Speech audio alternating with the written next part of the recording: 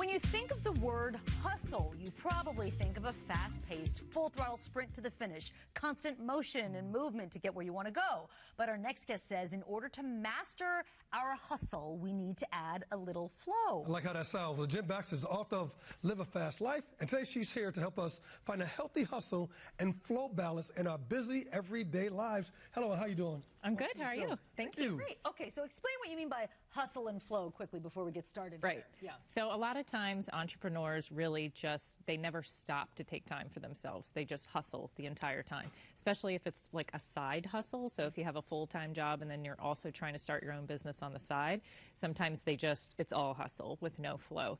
So it's really important to find that balance, because a lot of times I've had personal friends that have had health crisis from it. I've had a health crisis from it, so you really can push it too far, so it's important to find that balance. Yes, because if everything is a constant hustle all the time, yes, you just can't sustain that pace. Your body can't keep up. Can't do it. Right. Okay, so your first bit of advice is to schedule it. Do you Yes. mean schedule time for your hustle?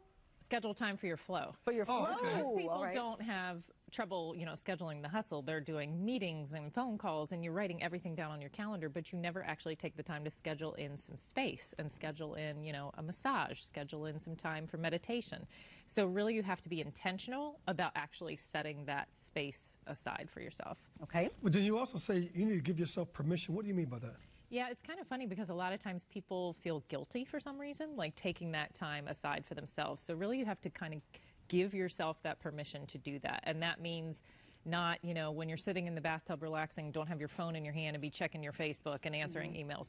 Put everything aside, really be intentional about relaxing in that time and that space. It's like we equate our worth with how Being much busy. with being busy, and then that weird guilty feeling. I don't know what that Right. comes from, but that is not anything to feel guilty about. No, there's really nothing to feel guilty about, but that is the common feeling, is that people feel like, well, I have to be busy all the time because I'm not getting anything accomplished. You also suggest setting office hours and sticking to them. Yes. So again, especially if you're doing like a full-time job and a side hustle, people sometimes will work straight through all the way just to bedtime, get up, start over, do it all again. So it's really important if, say you want to work from 6 to 10, make sure that you start at 6 and you finish at 10. Shut everything down, because otherwise you're just going to keep going and you're never going to stop. Now, the other thing you say, you want to create routines, correct? Yes. Yes. Okay. So a good way to really get this incorporated into your schedule is to set up a morning routine or an evening routine. So that would be a good way that you could get in, yoga or prayer time or journaling time, because you have it set as a specific routine that you do every day, either first thing in the morning or maybe first thing at night before you go to bed. And take some time off. Yes. Yes. Yes. That's a big one, because a lot of people think, well, I can't take the vacation until the business is successful.